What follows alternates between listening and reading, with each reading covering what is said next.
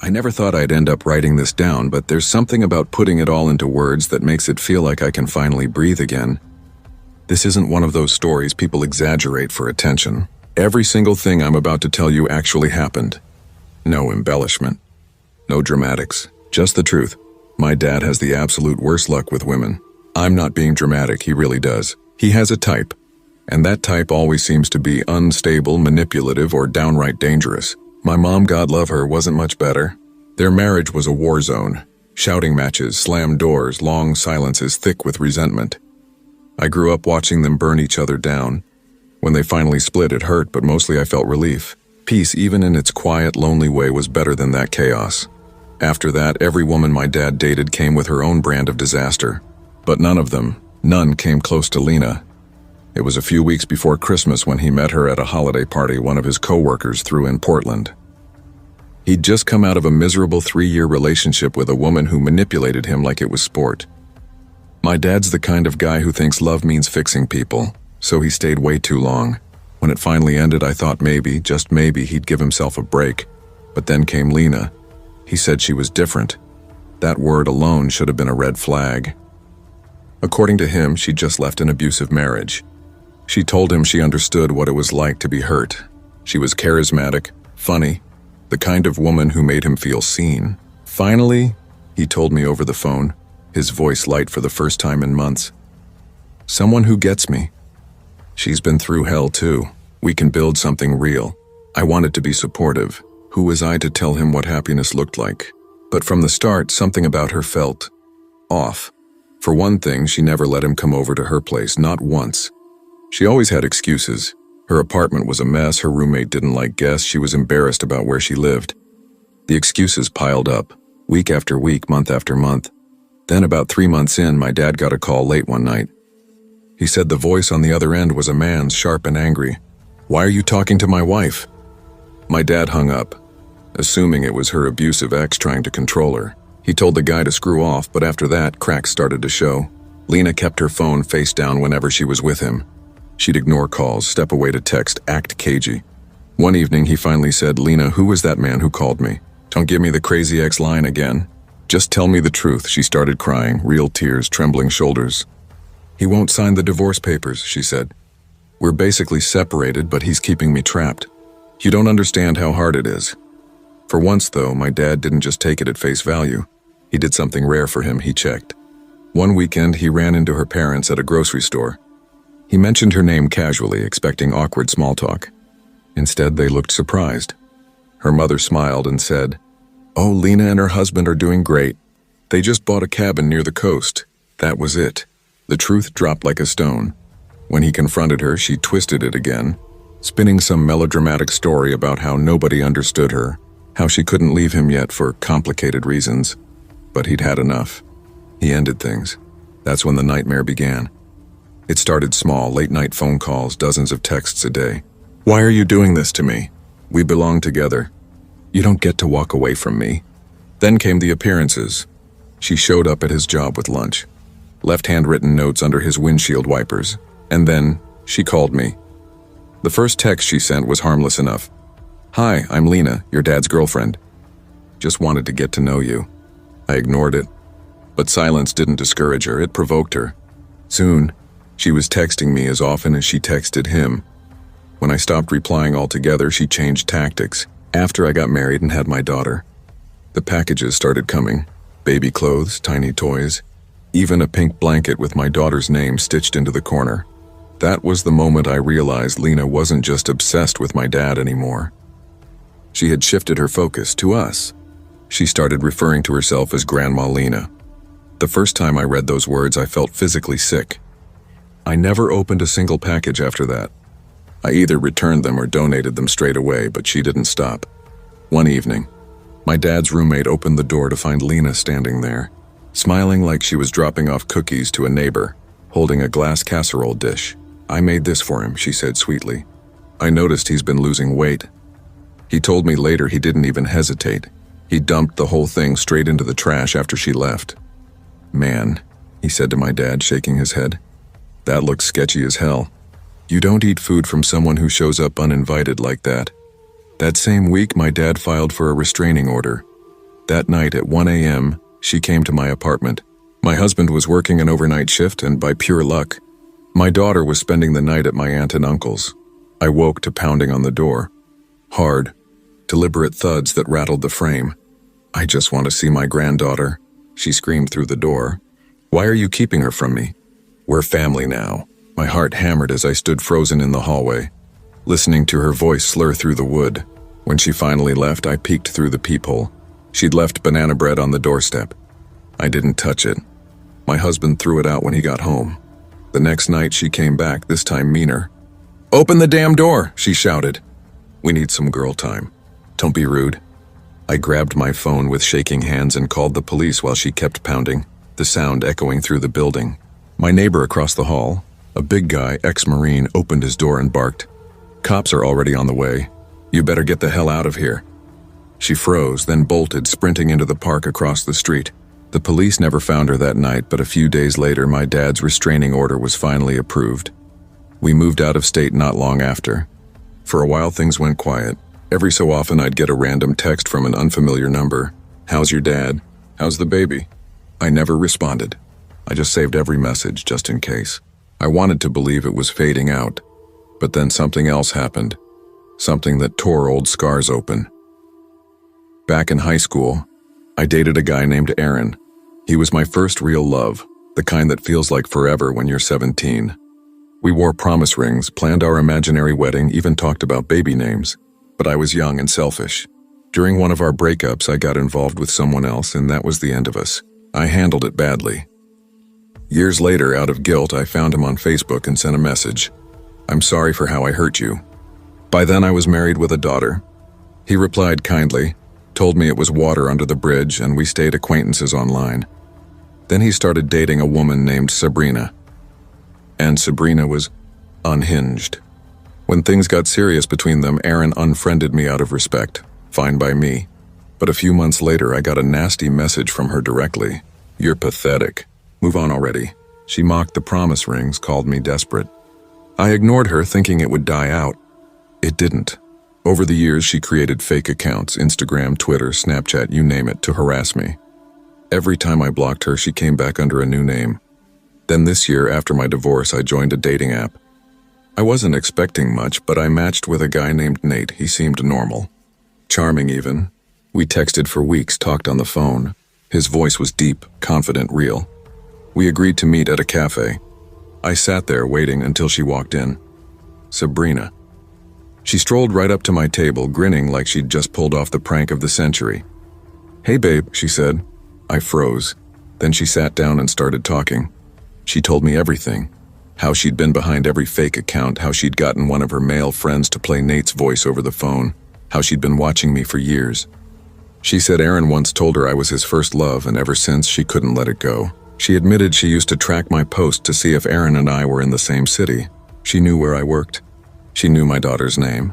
Then she leaned forward, smirking. "You know," she said softly, "your daughter looks a lot like Aaron. Are you sure she isn't his? Because I swear she's got his eyes." My blood went cold. I stood up, barely able to breathe. "Don't ever contact me again," I said, and walked straight out. The moment I hit the sidewalk, I called my daughter's school and told them under no circumstances to release her to anyone but me or her father. Then I called my brother. He told me to go to the police.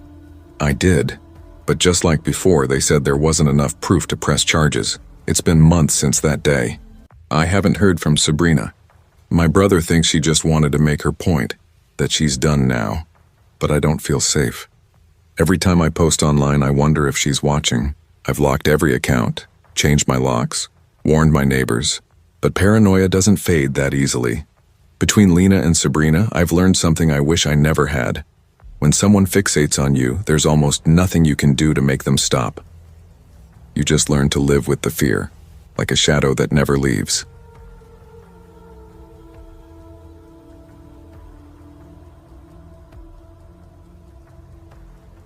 I never thought I'd be the kind of guy who stayed in a relationship that slowly hollowed him out, but that's exactly what I did.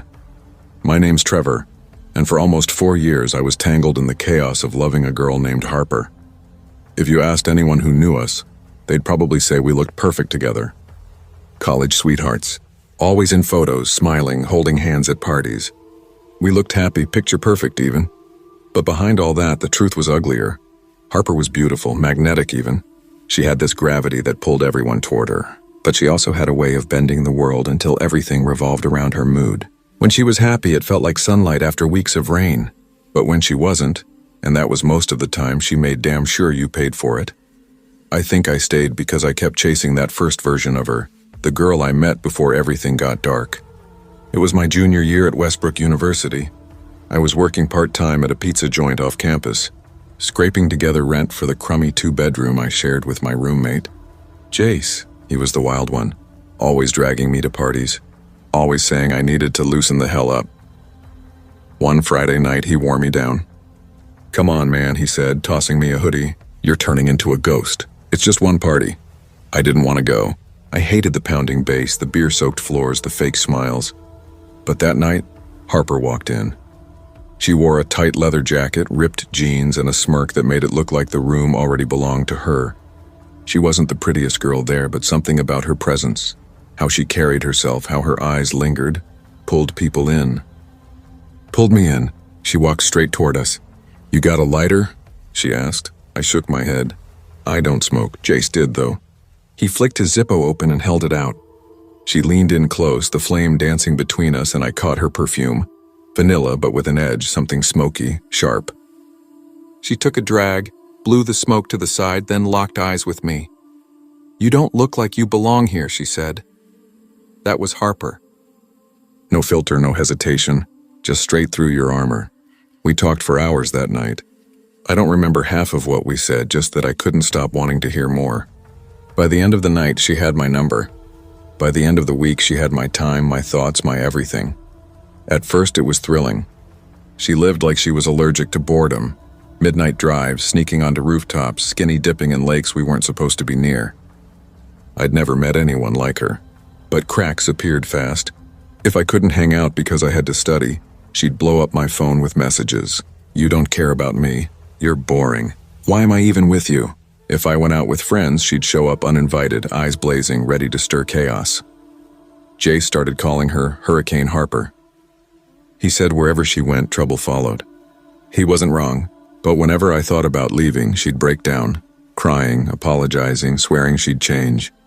And when she was kind, she was impossible to resist. Sweet, soft, the kind of girl who'd curl into me and whisper she couldn't live without me.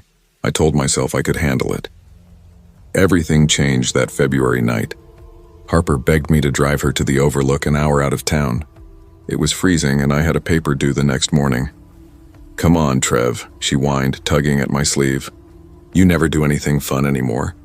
"Just one night." I rubbed my temples. "I can't, Harper. I've got to finish this paper," she scoffed. "You're seriously choosing some stupid essay over me?" I should have held my ground, but I didn't. She had this way of twisting guilt into something that felt like love. So I caved. We borrowed her roommate's old Civic. She insisted on driving, even though the roads were slick with black ice. "Harper, slow down," I said as the tires hissed against the pavement. "Don't start," she snapped. "I know what I'm doing. Seriously, just, God, you're such a buzzkill. Do you ever just shut up?" The argument spiraled fast. She accused me of not loving her. I called her reckless. Then out of nowhere, she slammed the brakes. The car skidded, heart-stopping silence swallowing the road around us. "Get out," she shouted, hands gripping the wheel. "What?" I said, "Get out." The echo of her voice was swallowed by the cold night air, leaving nothing but the sound of the engine ticking and the wind cutting through the trees. I laughed at first, thinking she was messing with me. "Yeah, right. You're serious?" Her grip tightened on the steering wheel. "I'm serious, Trevor. Get out of the damn car." I stared at her, waiting for the smirk that usually followed one of her outbursts, but it never came. "Harper, it's freezing out there. I'm not..." "Then walk back to town if you're such a saint," she snapped. "I don't need you ruining my night." Before I could react, she leaned across the console, unbuckled my seatbelt, and shoved my shoulder hard. "Harper, what the hell?" "Get out." The wind outside howled as I opened the door. The cold hit me like a slap, sharp and merciless. I stepped out, boots crunching on gravel, breath clouding in the air. "Are you kidding me right now?" I yelled. but she just leaned across the seat, her eyes glinting in the dashboard light. "Maybe now I won't have to hear you complain anymore," she shouted and slammed the door. The Civic's tires spun on the wet asphalt, spraying slush as she sped away into the dark. Within seconds, her taillights vanished around the bend, swallowed by the mountain fog. For a long moment, I just stood there, stunned, the cold slicing through my jacket. My breath came out in shaky bursts. Then I started walking. The road was narrow, slick, lined with black trees that seemed to lean closer the farther I went. My fingers were numb by the time I pulled my phone from my pocket. I called her. No answer. Texted her, nothing. My battery flashed 12%. The silence was brutal. The only sound, the crunch of my boots and the occasional whisper of wind through the pines. A few minutes later, headlights appeared in the distance. My heart lifted. I thought maybe she'd come back.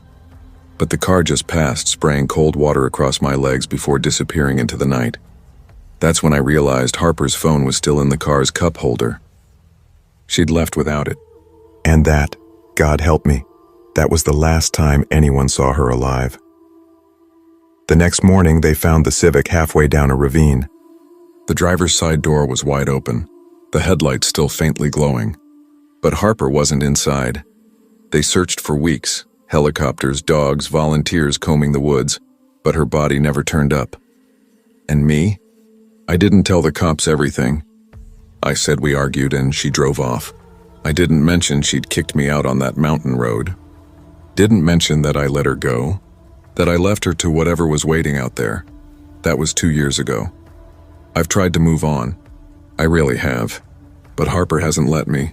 It started small. A faint trace of her perfume, vanilla and smoke lingering in my apartment when I knew I was alone. My phone lighting up at 2 a.m., unknown caller. Silence when I answered. Then it got worse. Some mornings I'd wake to find my front door unlocked when I knew I'd locked it. My bathroom mirror fogged over, the word liar traced across the glass, and sometimes in crowds I'd see her, just a glimpse. A flash of dark hair, the curve of her jaw, enough to make my stomach drop. Tonight was supposed to be normal. A co-worker's party, a couple drinks, easy laughter. For the first time in months, I felt almost human again. Around midnight, I buttoned my coat, said goodbye, and stepped into the cold. My roommate Sam was supposed to pick me up, but when I called, he didn't answer. Probably asleep. So I walked to the bus stop. I wasn't alone. A man stood there hunched, hood pulled low. He didn't move or look at me. Just stood still, head bowed. Something in my gut twisted. I shifted from foot to foot, pretending to check my phone until the bus finally arrived. I climbed on fast, took a seat in the middle. The fluorescent lights hummed. My reflection in the window looked pale and tired. I glanced outside to see if the man was still there. He was gone. Relief didn't come. Instead, every hair on my neck stood up. As the bus rattled down the empty street, I shut my eyes, trying to steady my breathing. "You're just paranoid," I told myself. "You're tired." When I opened them again, she was there. Harper, sitting across from me. Her skin was pale, her hair damp and stringy, her eyes, those sharp, dark eyes, locked on mine. "You left me," she whispered. My throat tightened. "No, I managed. I didn't."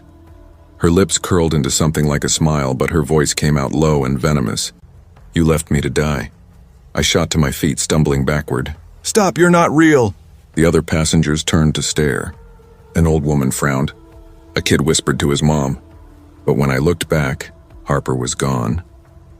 When the bus stopped, I bolted off, sprinting through the cold, the sound of my own heartbeat pounding in my ears. Every shadow behind me felt alive. I reached my building, fumbling my keys, diving into the elevator. My fingers shook as I hit the button for my floor again and again, desperate for the doors to close. That's when I saw her, in the mirror's reflection, standing behind me, smiling. My chest tightened. The world tilted. Then, blackness. When I came to, I was on my couch. My roommate Sam hovered over me, face pale. "Dude, what the hell happened?" "You were out cold in the elevator. The neighbors dragged you in here." I sat up, clutching my head. She was there, Sam. Harper. She won't leave me alone. His expression hardened. "Trevor, Harper's dead. You've got to stop this. You're scaring yourself." But I know what I saw. I know she's still out there, watching, waiting. And every time I close my eyes, I hear her whisper, soft, wet, furious. It wasn't an accident.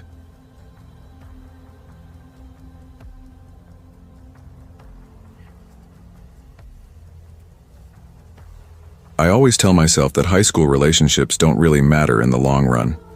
At least that's what I believed when I was 16, still trying to figure out who I was and where I fit. Looking back, I wish I'd trusted that first flicker of unease, the one I ignored because I wanted to believe he was different. His name was Ryan Keller. I met him one Friday night at a football game during my sophomore year. The air smelled like popcorn and damp grass, and the metal bleachers rattled beneath stomping feet. Ryan was leaning against the chain-link fence. Near the end zone, his posture relaxed, that practiced half-smile on his face. The kind of smile guys wear when they're trying to look effortlessly cool. My friend nudged me and whispered, "He keeps looking at you." I tried to act uninterested, but by the end of the night, Ryan and I were talking like we'd known each other forever. He was funny, confident, just a little mysterious. He texted me good morning every day, walked me to class, carried my books like some old-fashioned movie boyfriend. A month later, we were officially together. It felt fast, but when you're 16 and someone focuses on you that completely, you mistake intensity for love. The shift came quietly, like a door closing behind me. By the end of the first month, he started asking questions that weren't really questions. Who were you talking to in the hallway? Why didn't you text me back right away? His tone was sharp, accusing. I'd stammer out explanations that sounded like apologies. If I laughed at a guy's joke, Ryan's face would harden and he'd go silent, staring at his phone. If I missed his call, I'd get 3 more in a row, then a text that read, "Wow, guess I'm not important to you anymore." One night after a school dance, we sat at the diner on Main Street, the one where everyone went after games. I ordered fries, and the waitress, a woman old enough to be his sister, smiled politely when she set them down. Ryan's expression shifted the moment she walked away. "She doesn't need to smile at you like that," he muttered. She was probably flirting. I laughed, trying to brush it off. "She's a waitress, Ryan. She's literally being nice." But he didn't laugh back. He just stared at me, his jaw tight, his eyes unreadable. Something inside me twisted, that quiet, sick feeling in the pit of my stomach whispering, "This isn't normal." A month later, I broke up with him. I rehearsed it for days, expecting him to yell or cry. But he didn't. He just looked at me, completely calm, too calm, and said, "You'll regret this. Nobody's going to care about you the way I do." At 16, words like that sink their claws in deep. They echo even when you pretend they don't. That summer, I didn't see him once, no texts, no run-ins. I told myself it was over, out of sight, out of mind. By junior year, he was a senior, and I braced myself for awkward hallway moments. But for months, it was as if we didn't even go to the same school. I'd catch glimpses of him across the cafeteria, his back turned, and think maybe he'd finally moved on. Then halfway through the year, he started showing up again. At first, it was harmless, passing me between classes, smiling. "Hey, how have you been?" Like nothing bad had ever happened. I'd mumble "fine" and duck into the nearest classroom hoping he'd get the hint. But he didn't. The conversations got longer. "You look different," he said once by the lockers. "I guess. You been working out?" "No." "Yeah, you have. You look good, really good." "Ryan, I'm busy." He smiled, that same old smile. "Come on, I'm just saying you look great. You don't have to be mean." When he asked me out again, I told him no, firmly, clearly. His face twitched. The smile dropped. He clenched his jaw, nodded once, and walked away without another word. I thought that was it, that he'd finally let go. But toward the end of his senior year, just before graduation, the messages started again. The messages started slowly, paragraphs at first, then full pages. Long, desperate confessions about how much he missed me, how he couldn't stop thinking about me, how we had something rare, something I'd just thrown away. The tone shifted between pleading and accusing, like he was trying to guilt me back into his orbit. I blocked his number, but a few days later, another one appeared, then another. Each time I'd block it only for a new message to arrive under a different name, a different number. Eventually, I spent an entire afternoon going through every account I could find, Instagram, Snapchat, even some I didn't realize he had, and blocking them all. When it was finally quiet, I remember exhaling like I'd been holding my breath for months. Maybe that was it.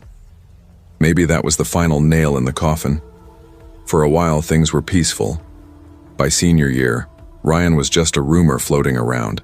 Sometimes friends would mention him in passing. "He asked about you again," they'd say, rolling their eyes. "Wants to know if you're dating anyone, or where you're going to college." "Why do you even entertain him?" I'd snap, trying to sound annoyed instead of uneasy. "Just say you don't know, or tell him to mind his business." I'd laugh it off, but every time his name came up, my stomach tightened like it remembered something my brain wanted to forget. Then came the summer after graduation, the one that should have been easy and free. One hot afternoon, I was sitting on our porch scrolling through my phone, the cicadas droning in the trees. A car slowed down in front of our house. I didn't think much of it at first. Lots of people used our street as a shortcut. But when I looked up, my heart dropped straight into my stomach. It was Ryan. He didn't wave. He didn't smile.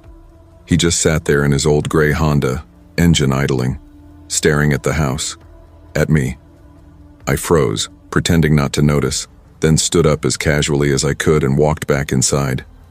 My pulse thudded in my ears. From the front window, I watched him stay parked for a full minute before driving off. Maybe he was just passing through, I told myself. Coincidence. But deep down, I knew better. That night, around midnight, my phone started to buzz. Unknown number. I ignored it. A minute later, buzz again, then again. Finally, I answered, mostly out of frustration. "Hello?" A pause. Then a voice I knew too well. "We need to talk." Every muscle in my body went rigid. I didn't say a word. I just hung up and blocked the number. My chest felt tight, my heartbeat too loud. I tried to steady my breathing, then heard it, a noise outside my window, a heavy thud. Then another. My skin went cold. I pulled back the curtain and nearly screamed. Ryan was standing right there, inches away, pounding on the glass with his fist. His face was wild, eyes dark and unfocused. I stumbled backward, heart hammering, and bolted down the hall. "Dad!" My voice cracked so loud it barely sounded human. "Dad!" He came out of the living room, half awake, blinking in confusion. I grabbed his arm, trembling. "He's outside, Ryan! He's at my window!" My dad didn't even hesitate. He charged into my room just as a sharp, splintering crack rang out. The window shattered inward. Ryan was climbing through, shards scattering around him, and he wasn't just climbing in. He was holding a baseball bat. "Call the cops!" my dad shouted, shoving me back into the hallway. He slammed the bedroom door and pressed his weight against it as Ryan's footsteps pounded across the floor on the other side. For a few seconds, all I could hear was the sound of Ryan pacing. Once, twice, then silence. The quiet was worse than the noise. My dad and I locked eyes, both of us listening, every breath sharp. Then came the faint creak of the window again. By the time the flashing red and blue lights filled our yard, Ryan was gone. But everyone knew who it was. It didn't take the cops long to track him down. I got a restraining order. I told myself that would be the end, that he wouldn't risk something that serious again. But for weeks afterward, I couldn't shake it. Every time a car slowed down outside our house, my heart leapt into my throat. Every time an unknown number popped up on my screen, my hands shook. People like Ryan don't just disappear. They linger. In the corners of your life. In the shadows outside your window. In that sick feeling deep in your stomach when you realize someone could be watching. And that's what still haunts me. Because even now, even years later, some nights when I'm lying in bed, I swear I can hear it again. The soft, deliberate sound of knuckles tapping on glass.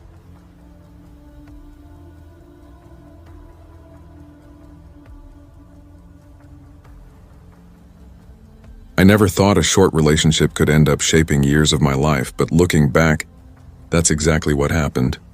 When I first met Derek, I was 23, freshly settled into Riverton, a mid-sized Ohio town where people still wave to their neighbors. But gossip spread faster than smoke through dry grass. I'd just started a steady job at a dental office as a receptionist. The kind of 9 to 5 that wasn't glamorous but gave me a paycheck, a rhythm, and a reason to get out of bed after college. Back then, I shared a 2-bedroom apartment on West Monroe Street with my best friend, Lena. She was my anchor, the kind of friend who'd yank the blanket off me when I didn't want to move, remind me to laugh when I took life too seriously, and shove a drink into my hand on nights she said, "Come on, we're not dead yet. We need to shake the dust off our 20s. That's how I met Derek. It was a Saturday night, and Lena had dragged me to Harbor House, a dimly lit bar by the river where locals went for karaoke, cheap beer, and excuses not to go home. The air smelled like fried food and beer-soaked wood. I hadn't been looking for anything romantic. I was still crawling out of the wreckage of a long, on-and-off college relationship that had left me hollow. But Derek caught my attention right away. He was leaning against the bar like he'd been born there. Casual, self-assured, a quiet kind of presence. He wasn't loud or obnoxious like the guys hollering song requests to the DJ. When his eyes found me, he smiled in this easy, knowing way and said, "You look like you hate being here." I laughed because he wasn't wrong. "That obvious?" "Only a little," he said, grinning. "Let me make it worth your while. What's your drink?" That broke the ice. He bought me a whiskey sour, asked about my job, and for once I didn't feel like a target. We talked for almost an hour before Lena appeared, tugging at my arm. "Dance floor. Now," she ordered. After that night, Derek and I started texting. At first, it was just light stuff. Memes, random check-ins, the kind of, "What are you doing?" messages that fill empty nights. Soon he was picking me up after work, and we'd grab greasy burgers at Lewis's Diner, sitting in the corner booth until midnight talking about everything. Childhood pets, songs we hated, things that scared us for no reason. By the 3rd week, he asked, "So, are we official?" I remember hesitating, half a heartbeat of doubt, but I said yes. And for a while it felt good, safe, familiar. But that's the tricky part about people. You don't really know them until the shine wears off. By the 2nd month, the cracks began to show. He started getting irritated if I didn't text back right away. Once, when I told him I was out grocery shopping with Lena, he replied, "Why didn't you invite me? You don't want me around her, do you?" I'd laughed it off at first. "You're ridiculous," I texted back. But the comments didn't stop. If I posted a photo online, he'd message me, "Why do you need to look like that? You already have me." Or, "Don't want other guys creeping on my girlfriend." It wasn't yelling or breaking things, nothing anyone would call abuse. It was quieter than that, subtle, suffocating. By the 3rd month, I was exhausted. We argued about everything, what shows to watch, where to eat, whether I could visit my mom without him tagging along. It stopped feeling like a relationship and started feeling like a tug of war I was always losing. The night I broke up with him is burned into my memory. It was a Wednesday in late April, cool air with that restless, almost electric energy of spring. We sat in his car outside my apartment, the streetlights casting pale stripes across the dashboard. I told him gently, carefully, that it wasn't working, that we weren't right for each other. For a moment, he just stared at me. His face went blank like someone had switched him off. Then, in a tone flat enough to chill the air, he said, "You'll regret this." I waited for him to laugh, to say he was joking. But he didn't. His eyes stayed locked on mine, unblinking, his hands gripping the steering wheel so tightly the knuckles whitened. Finally, without another word, he started the car and drove off.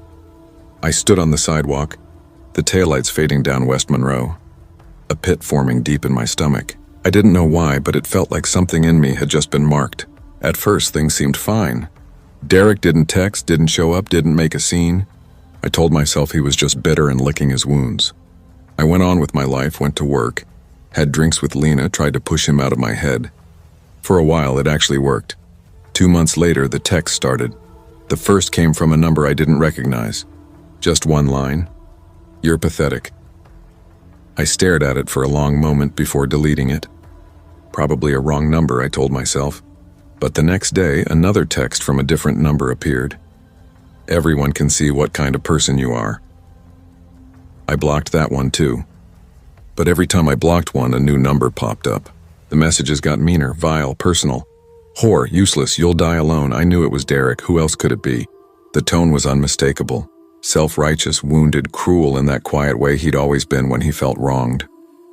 One night, after a dozen cruel messages in a row, I snapped.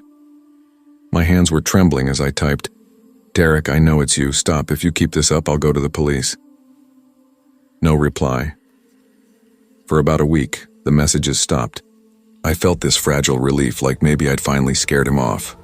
I started sleeping again. My body, always tense, began to loosen. Then came the photos. The first one was of my house, taken from across the street. I recognized the maple tree in the corner of the frame. My chest went cold. The next day, another photo came. My car sitting in the parking lot outside my building. A timestamp showed it had been taken that morning. Then a third. My house again, but from a different angle. I remember sitting on my couch staring at my phone, my hands shaking so hard I could barely keep my grip. What the hell is wrong with him? I whispered out loud. The worst one came on a Friday night. Lena and I had been watching Netflix, a glass of wine each, soft laughter floating between us. When she went to bed, I stayed on the couch, scrolling absently. Then my phone buzzed. A photo. It was me, sitting on that same couch moments earlier, taken through the window. I dropped the phone. My heart started slamming against my ribs so hard I could hear it in my ears. My skin prickled like it was alive. Someone had been outside, watching. I grabbed the phone again, fingers fumbling. "If you don't stop, I'm going to the police." I swear to God, no reply. For days I didn't know what to do. I told Lena, who was furious, "You need to go to the cops, right now." But I hesitated. I didn't have proof it was Derek. What if they didn't believe me? What if they thought I was paranoid? I could already imagine the smirk on the officer's face. Crazy ex-girlfriend thinks someone's watching her. Then, just as suddenly as it had started, it stopped. No texts. No photos. Weeks passed in silence. I let myself breathe again. I even started sleeping through the night. I convinced myself Derek had moved on, maybe found someone else to obsess over, until the package showed up. It was a Saturday morning. I opened my door to grab the mail and froze. A brown box sat on my doorstep about the size of a shoebox. No return address, just my name scrawled across the top in big, jagged handwriting. My stomach flipped. I carried it inside and set it on the kitchen table, just staring. My first instinct was to toss it in the dumpster, but curiosity, or maybe dread, got the better of me. I opened it. Inside was a thick stack of photos. The first few were harmless, old-school pictures of me from elementary and middle school, the kind with stiff smiles and bad haircuts. Then high school. Photos that only someone who dug through yearbooks could have found. Next came photos pulled from my social media. Instagram posts, Facebook selfies, group shots. But then, the tone shifted. Mixed in were photos of me in public, walking to my car after work, picking up groceries at Kroger, standing in line at the coffee shop. Some were weeks old, some were recent. And at the very bottom, a photo of me asleep in my bed, curtains slightly open. I screamed and dropped the box. The sound echoed through the apartment. My whole body was shaking. I could barely breathe. That was it. I shoved the photos back inside, grabbed my keys, and bolted. The whole drive to the Riverton police station, I kept glancing at my rearview mirror, half convinced I'd see headlights following me. When I burst through the doors, the officer at the front desk jumped. "Ma'am, are you okay?" I slammed the box down on the counter. "I'm being stalked," I said, my voice breaking. "I think it's my ex." They took me seriously.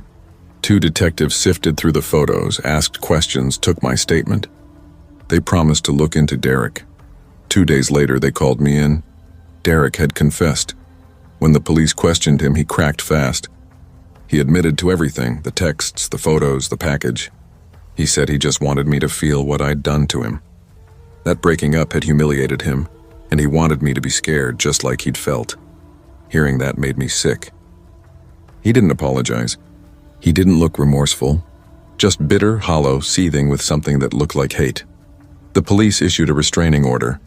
Derek was charged with stalking and harassment. He got probation. I thought that would be the end of it. But here's the thing no one tells you. When someone crosses that line once, you never really feel safe again. Even with the restraining order, even after the court dates, I still double-check every lock before bed. I still tense up when my phone buzzes with an unknown number. And sometimes, when I catch my reflection in a dark window at night, I can't shake the feeling that someone else might be looking back.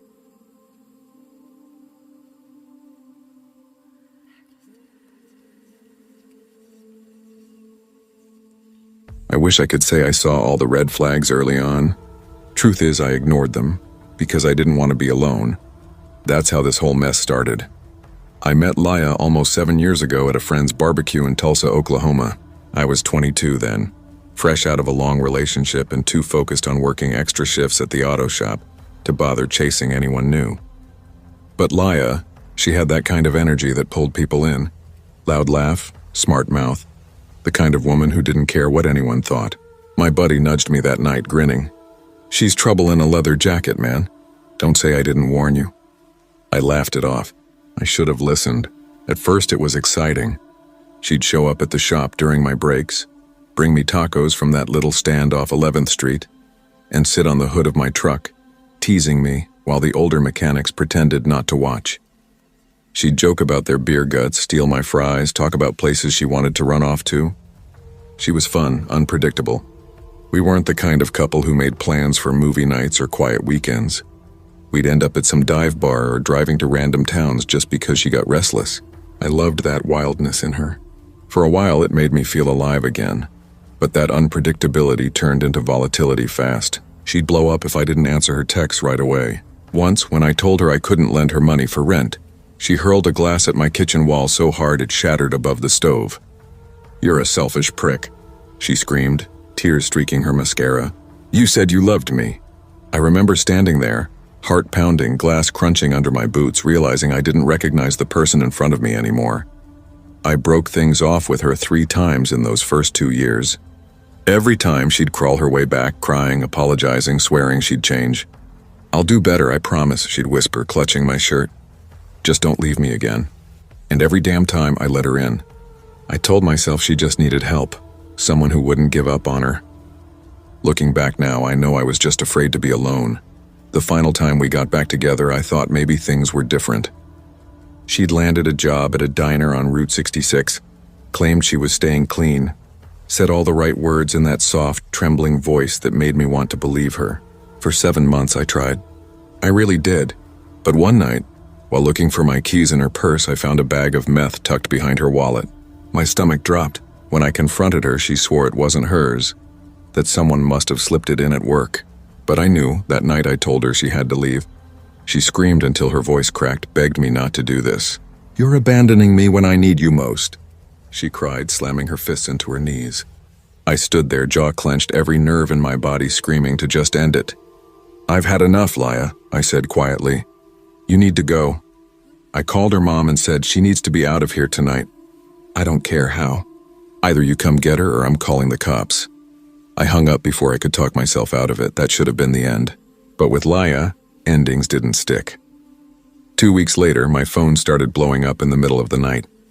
Unknown numbers. At first I ignored them, but after the 5th call I finally answered. Some guy slurred into the receiver. "How much for an hour, baby?" "The ad says you're in Tulsa." I froze. "What ad?" I asked. He laughed. "Don't play dumb." Then he hung up. More calls poured in, dozens. By morning, I had over 100 missed calls and a flood of texts asking for prices, services, availability. That's when I found out Leia had posted a Craigslist escort ad with my number. Fake picture, real contact info. I couldn't turn off my phone. I needed it for work. So for a week straight, I was swamped with filth. Over 500 calls, 500 strangers asking for sex. My phone buzzed until the sound made me sick. Every time it lit up, I flinched. I'd answer customers with that same shaky voice, pretending nothing was wrong. Then, one night, while my phone still rattled on the counter, there was a knock at my door. I checked the peephole. A guy in his 30s stood there, dress shirt, flowers in hand. I didn't move. He waited a full minute, then started pacing, pulling out his phone. Finally, I stepped out onto my balcony and called down. "Can I help you, man?" He looked up, startled. Is Laya here?" My stomach dropped. "No, she's my ex. She doesn't live here anymore. Try her mom's place." His expression twisted from confusion to embarrassment. "Shit," she said this was her address. "Sorry, man." Turns out she'd set up a dinner date with him and given him my place instead. That night, 3 more guys showed up. 3, I barely slept. The next day at work, I got a text from an unknown number. "Nice breeze coming in with your patio door open. Hope your dog doesn't run off." My chest went tight. Was she inside? Had she broken in? I dropped everything and raced home after my shift, heart hammering so hard it hurt. I unlocked the door, half expecting chaos, but everything was untouched. Perfectly still, and somehow that made it worse. My dog was fine, the patio door locked tight. But the thought of her being out there, creeping around in the dark, snapping pictures, maybe watching me sleep, made my stomach twist. I tried ignoring her texts, but the silence didn't help. The mind games kept working their way under my skin. A week later, I was on the couch, half watching TV, when another knock came. Sharp, deliberate. I muted the volume and froze. Through the peephole, 2 cops. My stomach flipped so hard it hurt. I opened the door slowly. Can I help you, officers?" One of them, a big guy with a face like granite, looked me up and down. "You Aaron Walker?" "Yeah," I said cautiously. Why, his tone was cold. "Only if you consider sexually assaulting a young woman to be a problem." "Where were you between 2 and 5 this afternoon?" My mind blanked. "What the hell are you talking about?" I stammered. "I was at work until 4. You can call the shop, I was there all day." "Are you saying someone's accusing me of assault?" They didn't answer. The other cop just took notes while the big one kept staring at me like he was waiting for me to slip. "You're seriously just gonna take some random call and show up here accusing me?" I snapped. "Check my time card. Hell, call my boss. And while you're at it, maybe arrest whoever's filing false reports, because I think I know exactly who that is." The scowling one narrowed his eyes. "Your car's still warm?" "You look nervous. I almost lost it." "Of course it's warm. I just got home." "Jesus Christ, do some actual detective work."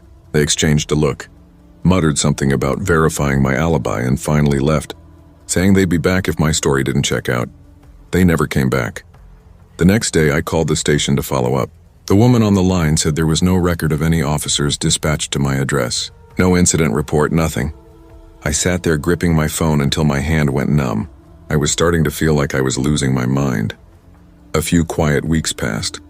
Then a letter showed up from the post office. Address change confirmation. If this was incorrect, I was to contact them immediately. My blood ran cold. I called right away, and sure enough, Laya had forwarded all my mail to her place. Bank statements, utility bills, everything. Within days, my electricity, gas, and cable were all shut off. I had to pay hundreds in reinstatement fees. The apartment complex even billed me for overdue balances. When I called the police again, they said, "Have you gotten a restraining order?" "I tried," I said, voice cracking. "She keeps dodging service. Then we can't help you." "Sir." I hung up and slammed my fist into the wall so hard I thought I broke it.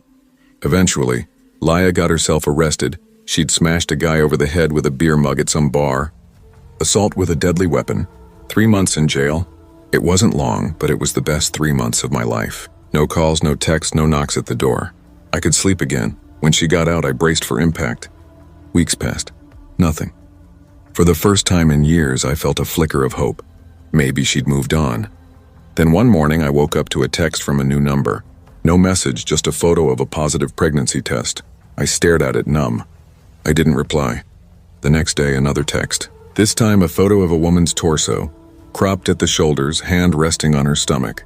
Then the message, "Guess we know who's fertile now, don't we?" My heart dropped into my gut. I knew that tone. I knew it was Laya. I snapped back. "Great, congrats, have fun with whatever guy knocked you up."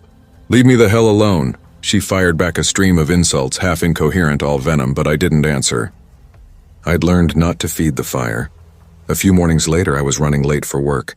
I walked out to my car and stopped cold. 3 bumper magnets were stuck to the back. World's best dad, younger one father, proud parent. They were super glued on.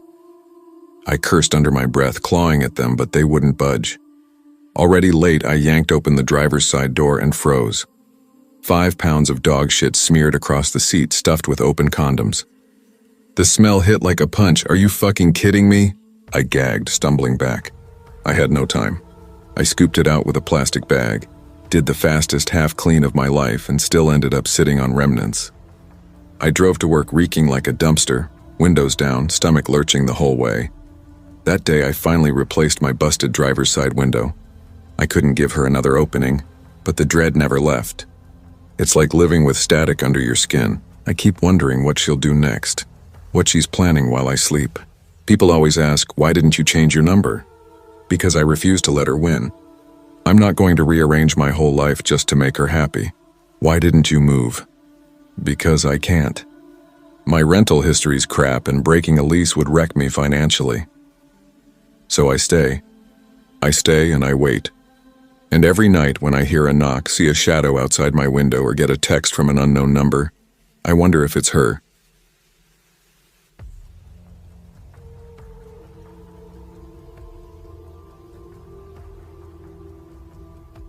I never thought I'd be the kind of person to end up in one of those relationships people whisper about. The kind that swallows you whole and spits out what's left, leaving marks no one else can see.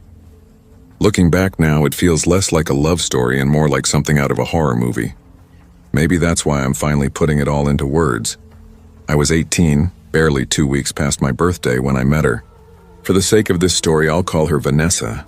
She was 26, almost 27, living about 40 minutes away in a rundown rental on the edge of Fairview, a small town people usually just drove through on their way somewhere else. We met on Tinder.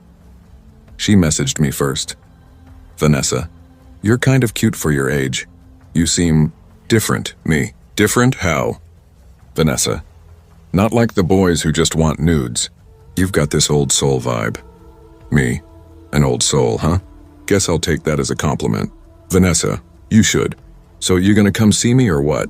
She didn't waste time. Within hours, we were already making plans to meet.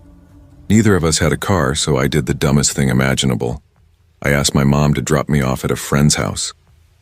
If she'd known the truth, that her teenage son was meeting a woman almost a decade older, she would have lost her mind. So I lied.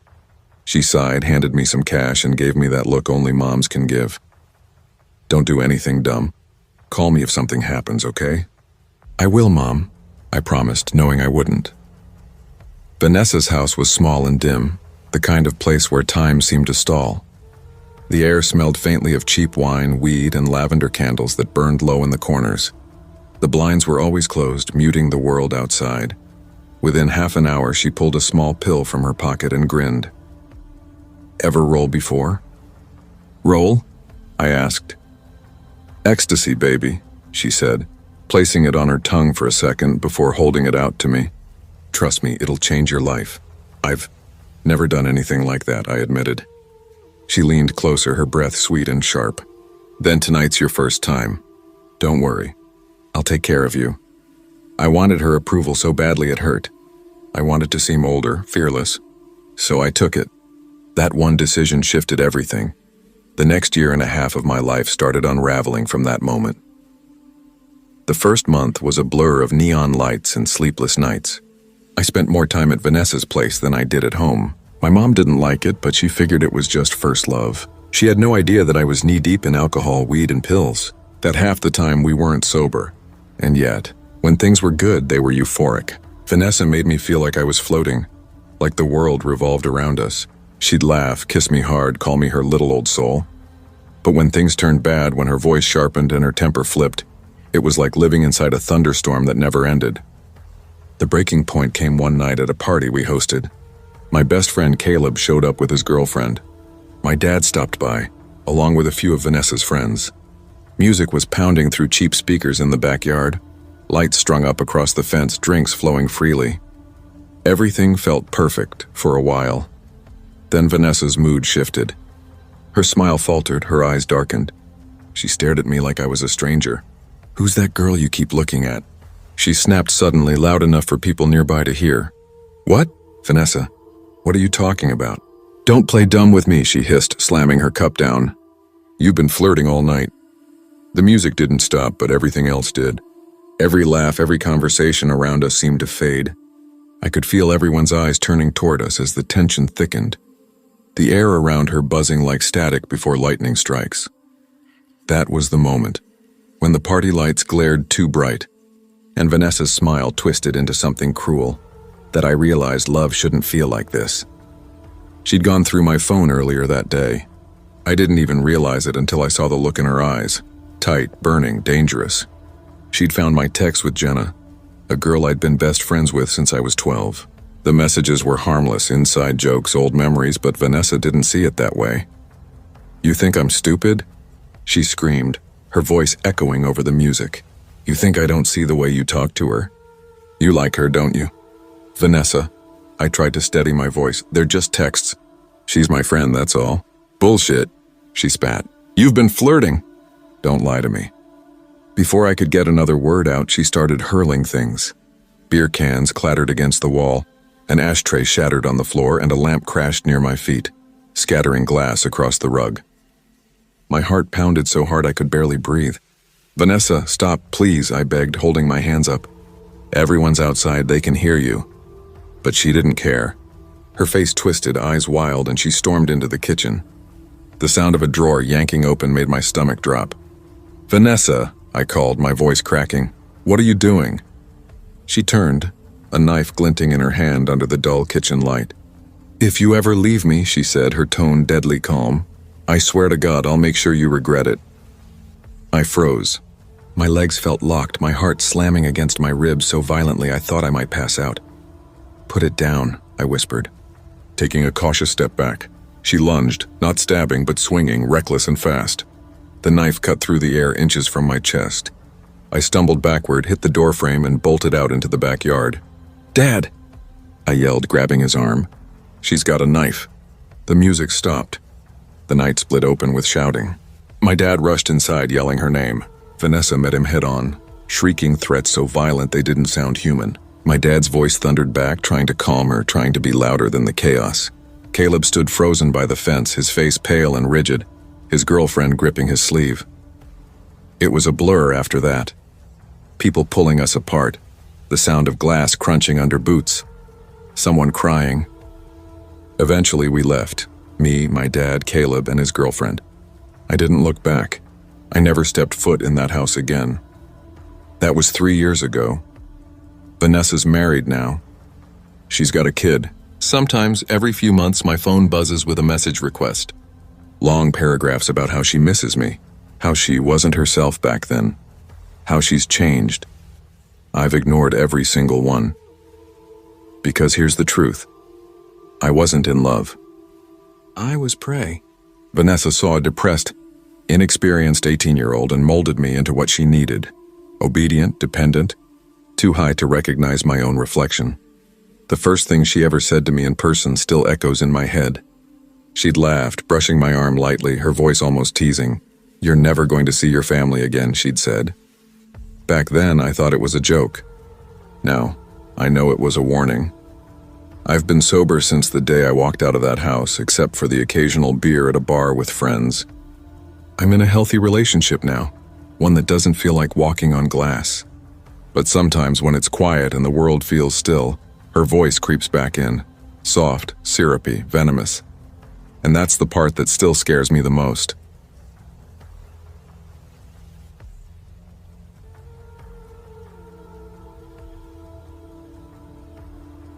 I still don't know how I didn't see it sooner.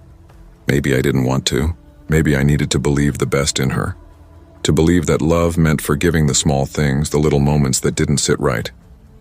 Or maybe deep down, I just couldn't face the truth, that the girl I thought I'd build a life with was actually the biggest mistake I'd ever make. Her name was Tessa Monroe. We met junior year of high school, in English class. She always sat in the back row, hood halfway over her face, pretending to read while her headphones dangled from her collar. She had this quiet energy about her, a kind of gravity that made people curious but too intimidated to approach. I wasn't the type to chase girls, but she had this way of looking up from her book, catching your gaze, and holding it until you felt like she'd just read your entire soul. One afternoon, I must have stared too long. She looked up, caught me, and instead of glancing away, she smiled, a small, knowing smirk. See something you like? She said. I stammered out something stupid like, just wondering what you're reading. Sure, she said, teasing, and turned a page she clearly hadn't been following. That was how it started. We dated for almost 2 years. For high school, that felt like forever. My friends were cycling through relationships every few months. Breakups, makeups, the usual teenage mess. But with Tessa, it was different. It felt serious. We made plans, stayed up late talking about the future, about where we'd live one day, what kind of dog we'd get, how we'd grow old together like it was some movie montage waiting to happen. When graduation came, life pulled us in opposite directions. I got into a state college 2 hours south. She got accepted to a university up north. Different campuses, different schedules, different people. We both knew the distance would test us. After a few teary phone calls, we decided to take a break, our way of pretending we were mature enough to handle it. But a month later, we were back together, pretending that the distance didn't matter. If it's real, she said one night over the phone, her voice soft and trembling, then we'll make it work. And for a while, we did. I balanced classes and my part-time job at the campus bookstore. She was working nearly full-time at a diner while juggling her own coursework. We didn't have much, but we carved out moments. Late-night calls, weekend visits, texts that stretched until one of us fell asleep mid-conversation. I really thought I'd found the one. The cracks didn't show until winter break. I went home for 2 weeks to visit my family, my parents, my 2 younger brothers, and my little sister. My parents live in a quiet suburb just outside Cincinnati, the kind of neighborhood where the air smells faintly of pine in December, and every porch has some kind of glowing reindeer or inflatable Santa, the kind of place where people still wave from across the street and kids race their bikes until the streetlights flicker. On coming home felt like finally exhaling. College had been a constant blur of deadlines, noise, and caffeine. I didn't realize how much I'd missed the warmth of my family until I was back in it. The smell of my mom's cooking, the sound of my dad's old records, my siblings fighting over the TV remote. I told Tessa I'd be spending the break with them. She'd smiled over the phone and said, "Good, you deserve it, babe. Just don't forget about me, okay?" I laughed. How could I? But by my 3rd night home, something was off. Her texts changed, shorter, sharper, like every message carried a blade. If I didn't respond within 5 minutes, she'd send another. Then another. Then she'd call. "Everything okay?" I texted one night. "Yeah, why?" She shot back immediately. "I don't know," I typed. "You just sound upset." "I'm fine," she replied. "Don't worry about me. Just enjoy your family." But I could feel the lie between the words, the silence after, the cold edge in her tone the next time we spoke. The breaking point came that Friday. I'd promised my younger brother I'd take him to the rec center, shoot some hoops, maybe hit the pool after. While I was lacing up my sneakers, Tessa texted, "Tessa, want to hang out today?" Me, "Can't, taking my brother to the gym." "I'll call later?" I thought she'd understand. She didn't. My phone started buzzing nonstop, the screen lighting up with message after message until it was impossible to keep up. "Who are you really with? Don't lie to me. I know when you're lying. If you loved me, you'd make time. Answer me. Answer me." The words blurred together, angry, desperate, relentless. I remember staring at my phone in disbelief while my brother tugged at my sleeve, asking, "You coming?" I forced a smile, shoved the phone in my pocket, and said, "Yeah, let's go." But inside, my stomach had already started to twist. I didn't know it then, but that was the moment everything started to unravel. Then came the calls, 15, 20 in a row. My phone vibrated so much it nearly slid off the counter. I finally threw it face down and switched it to silent, desperate just to breathe. My brother and I spent 2 hours at the rec center, shooting hoops until our arms ached. The smell of chlorine hung in the air. Sneakers squeaked on the court, and for a little while, it felt like I could forget the chaos waiting in my pocket. When we finally got back to the locker room, I checked my phone. My stomach dropped. Over 100 new messages, 23 missed calls, 5 voicemails. I didn't even bother opening them all. Just typed out, "Tessa, you're overreacting. I'm not with anyone. I'm literally with my little brother. Please calm down." I thought that would end it.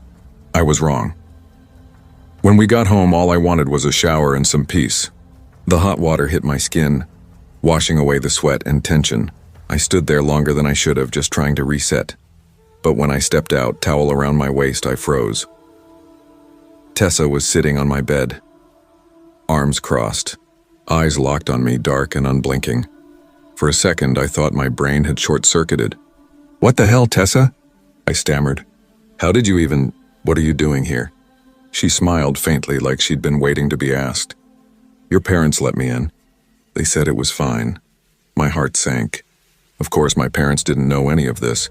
The fights, the obsessive texts, the calls.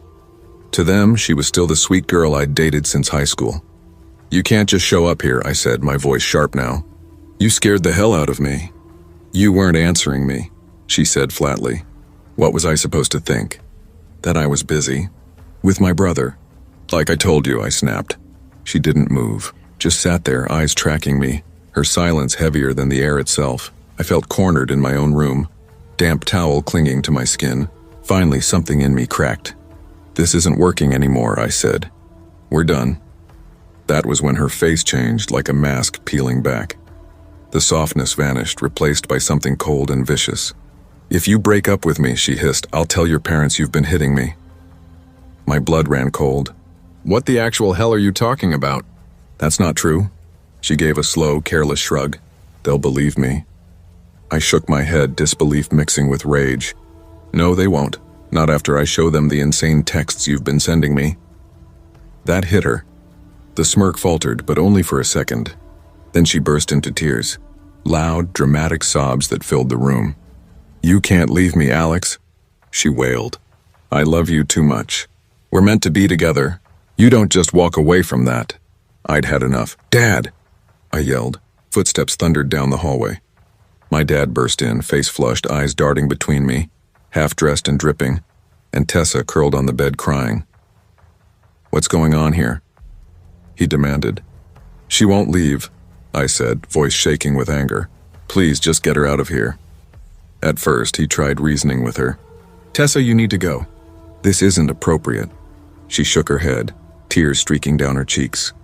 "He doesn't mean it." He's just upset. My dad's tone hardened. "Out now." When she didn't move, he stepped closer. The command in his voice left no room for argument. "Tessa, leave now!" Her sobs turned into pleas, then anger. She tried grabbing my arm, nails grazing my skin, but my dad blocked her. Finally, she stormed out, slamming the door so hard the picture frames rattled. The silence afterward was suffocating. I stood there wet, humiliated, and shaking. That night, I blocked her on everything: phone, Instagram, Snapchat. It felt final, but it wasn't. Within a week, new messages started coming in from fake accounts. One day, she'd apologized, telling me she was getting help, that she missed me, that she couldn't live without me. The next day, she'd unleash venom, paragraphs about how much she hated me, how I'd ruined her life. Then I found out she was seeing one of my closest friends, probably just to get under my skin. And for a moment, it worked. I felt sick, betrayed. But the next morning, I realized something simple. If he could do that, he was never really my friend to begin with. I cut them both off completely. I never spoke to either of them again. But sometimes, late at night, I'll get a message request from a random account. No profile picture, just a single line, "Hey, miss me?" And I know. It's her, Tessa Monroe, still clawing at the edges of my life. Once I really thought she was the girl I'd marry. Now I know better, because if she could manipulate, gaslight, and threaten me at 19, I can't imagine what she'd be capable of as an adult. And that thought alone still keeps me awake some nights, listening for the phone that I'll never answer again.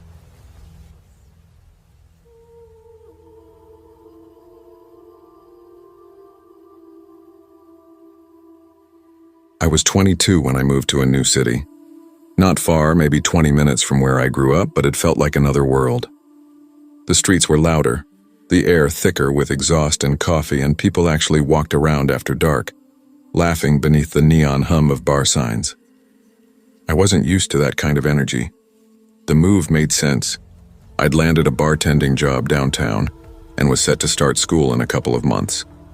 The rent at this small complex, half a mile from the bar, was cheap enough to feel like I'd scored. Close enough to walk to work. Far enough that the late-night chaos couldn't follow me home. It all seemed perfect. I'd worked retail before, but bartending was new territory. It didn't take long to adjust. The rhythm of pouring, listening, and smiling became second nature. And the money, good God, the money was better than I'd ever made. On a decent night, I'd pull in 180, sometimes 300 if the crowd was generous. Mondays, Wednesdays, Fridays, that was my rotation. The staff was small, close-knit in that we survived the same nights kind of way. That's how I met Adrian. He only worked Fridays, but you couldn't miss him. Tall, clean-cut, the kind of guy who looked like he'd never shown up late to anything in his life. He had this easy charm, genuine, not performative, the kind that made you feel like your answer actually mattered when he asked, "How's your night going?" Confident, not cocky. And yeah, he was good-looking, too good-looking. The kind that makes you remind yourself, don't stare too long. You'll look desperate. He was my type in every way. But he had a girlfriend. I saw her once when she came in. Pretty, poised, the kind of woman who always seemed to know what to do with her hands. Together, they looked perfect. So, out of respect, I kept my attraction buried, filed away under things that stay in my head forever. Then came that one Friday night. Something was off. Adrian wasn't himself. He wasn't teasing the regulars, wasn't doing his usual ladies' first routine when we both reached for the same bottle. His smile didn't reach his eyes. "You good?" I asked, leaning closer so he could hear me over the bass thumping through the floor. "Yeah." He said it too fast, eyes fixed on the counter. "Why? You just seem... I don't know." "Off?" He shrugged. "Just tired. Long week." That should have been the end of it. But later, when I went out back for a smoke break, I saw him by the dumpster, shoulders trembling, head down. It took me a second to realize he was crying. I froze. Guys like him didn't cry, at least not where people could see. Still, I walked over. "Hey, you okay?" He wiped his face quickly like that would erase the evidence. "Yeah, I'm fine." "You don't look fine." He let out a short, humorless laugh. "Guess I'm not hiding it too well." "You don't have to," I said quietly. "Want to talk about it?" For a moment I thought he'd shut me down.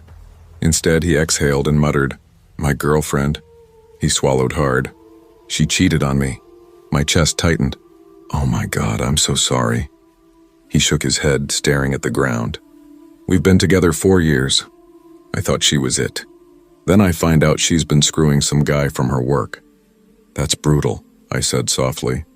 "Nobody deserves that." He looked up then, eyes red, voice rough. "I don't even know how to deal with it. I keep going back and forth between hating her and hating myself for not seeing it." Something in his tone hit me deep. He wasn't looking for pity. He was unraveling. "Listen," I said after a beat. "If you need a friend, you don't have to sit alone with it. Come hang out after work. I'll grab some drinks. We can talk. Or not talk. Whatever you need." His face softened. "You'd do that?" "Yeah, of course." He smiled faintly, a little crooked. "Thanks. Yeah, I could use that." And that's how it started. After our shift ended, we walked back to my apartment under the thinning night sky. We poured drinks, sat on my old couch, and talked until the horizon turned pale with morning. He told me about how he'd met his girlfriend back in college, how she used to surprise him with notes tucked into his lunch, how he thought she was the one. The way he talked about her at first was almost tender, nostalgic, but the more he drank, the looser he got. At first it felt normal, laughing, venting, the kind of flirty banter people slip into when the room gets too quiet. I tried not to overthink it, but as the night stretched on, something in him shifted. His tone sharpened. The warmth in his laughter faded into something cold, brittle. When I disagreed with him about something stupid, whether whiskey was better straight or with a mixer, his smile vanished. His jaw tightened, eyes hardening just slightly. It should have been nothing, but it lingered. I let it go, told myself he was drunk, hurting, not himself. Eventually, things got physical. I'll admit it, I let it happen. It wasn't planned, but the tension had been simmering. I was lonely, he was vulnerable, and for that brief, reckless moment it felt like comfort. Not love, but something that made the silence bearable. After that night, Adrian started coming over almost every day. Sometimes he'd crash on my couch after work. Other nights he'd bring takeout, Chinese, tacos, pizza, and we'd eat together like some mismatched couple. And I guess in my head that's what we were, 2 weeks. That's all it lasted. The last night I saw Adrian started like any other. He showed up with sandwiches and a six-pack, smiling like nothing in the world could touch him. Later we decided to take a walk. There's a little trail near my apartment that winds toward a park. The air was cool that night, the kind that smells faintly like rain and asphalt. The path lamps cast soft halos of light, leaving long patches of darkness between them. It felt private, peaceful. We talked about nothing, joked about dumb stuff. When we reached the park, we ended up at the swings, laughing, kicking off the ground like a couple of kids. For a fleeting second, I thought, maybe this could be good. Maybe he's healing. Then God, I don't even know what triggered it. Maybe I teased him about being slow on the swing. Maybe I contradicted something he said. It was so small, so stupid. 1 second he was laughing. The next his face twisted, sharp, hateful. "What the hell's your problem?" he snapped. "My problem?" I blinked, caught off guard. I was just, "Don't talk to me like that." His voice cut through me, low, cold, dangerous. "Adrian, I wasn't..." Before I could finish, he shoved me, hard. The swing lurched sideways, chains screeching, and I stumbled into the dirt. "Hey!" I shouted. "What the hell?" He stepped closer, eyes blazing. "You think you're better than me? You think you're so fucking perfect?" My stomach dropped. This wasn't the man I thought I knew. His face looked different, unhinged, tight with rage. "Adrian, calm down," I said, forcing my voice to stay steady. "You're drunk. Let's just..." The slap came before I could finish. The sound cracked through the night like a gunshot. My cheek stung, my eyes watered. "Adrian, stop!" I cried, backing away. But he didn't. His hands shot up, closing around my throat. I clawed at him, nails scraping his wrists, trying to gasp out a scream, but nothing came. My vision tunneled. The world tilted sideways. The last thing I remember was his face hovering above me, eyes full of fury, mouth twisted into something almost inhuman. When I came to, I was lying on the trail. The sky spun overhead, dark and endless. My throat burned when I tried to breathe. Hey, are you okay?" A kid, maybe 15, stood over me, his bike tossed to the ground. His voice trembled. "I'm calling 911. He did. The sirens came fast. The cops, the ambulance. I remember one of the paramedics saying softly, 'You're lucky.' If he hadn't come by, Adrian was gone." Later I learned the truth. His girlfriend hadn't cheated. She'd left because he was abusive, physically, emotionally. The cheating was his cover story, a way to make himself the victim. He hadn't changed. Not with me. Not ever. I never saw Adrian again. The cops said they'd look for him, but I never heard what happened. Sometimes I still see his face in my mind. The way he cried that first night, how human he looked. I wanted to believe he was a good man who'd just been broken, but he wasn't. He was a monster. And even though I despise him, I still catch myself hoping he gets help, not for me, but for the next woman who believes his smile. Because now I know exactly how dangerous it is to mistake that kind of charm for kindness.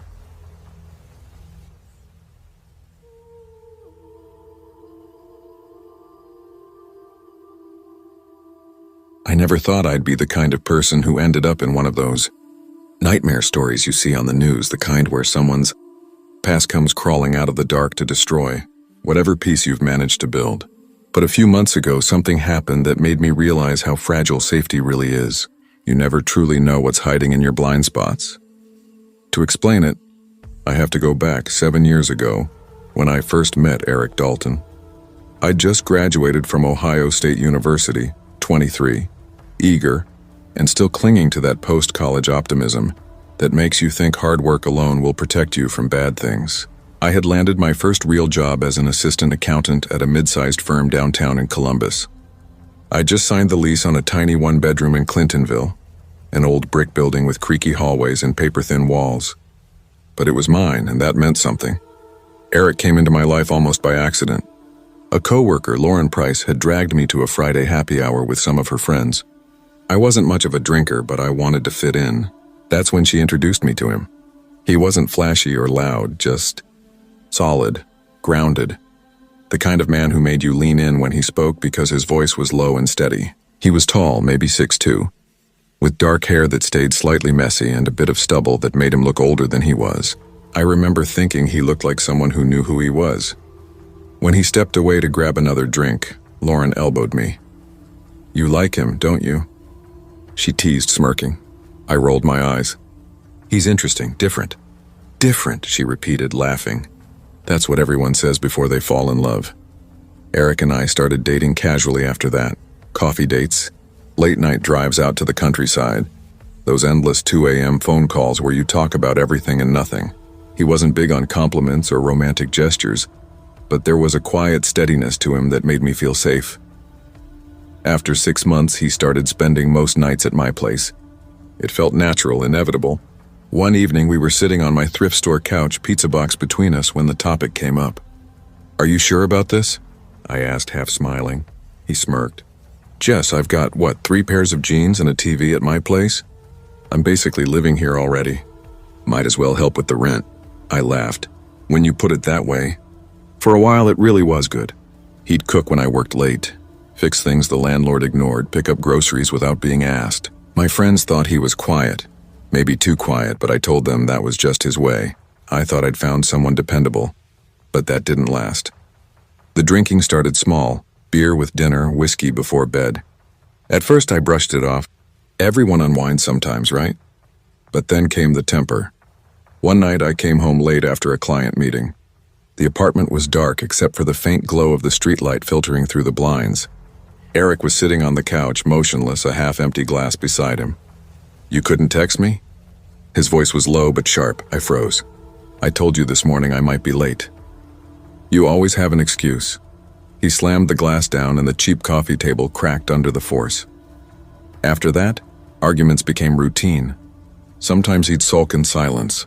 Other times he'd yell until I couldn't even recognize his voice. When he was drunk, there was this undercurrent of anger that scared me.